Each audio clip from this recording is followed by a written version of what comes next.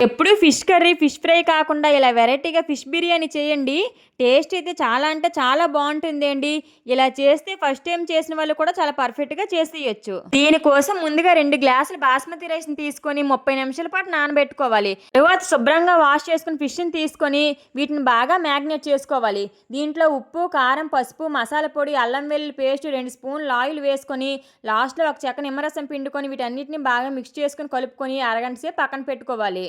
తరువాత స్టవ్ పైన ప్యాన్ పెట్టుకొని దీంట్లో 4 స్పూన్లు ఆయిల్ వేసుకొని మనం మ్యాగ్నేట్ చేసుకుని చేప ముక్కలను వేసుకొని 2 వైపులా బాగా ఫ్రై చేసుకోవాలి.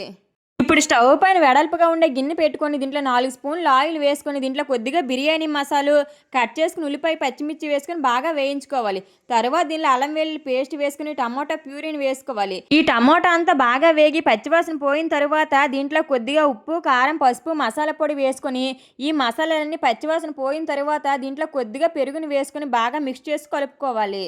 ఇలా అన్నీ కలిసిన తరువాత ఫైనల్‌గా దీంట్లో కొత్తిమీర, పుదీనా వేసుకొని అలాగే మనం ఫ్రై చేసుకుని చేప ముక్కలను కూడా వేసుకొని పక్కన పెట్టుకోవాలి.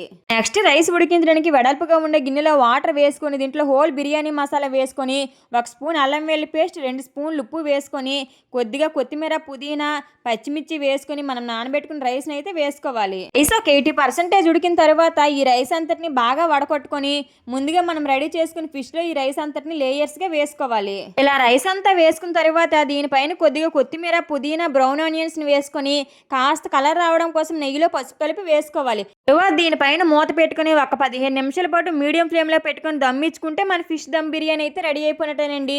టేస్ట్ చాలా బావుంటుంది.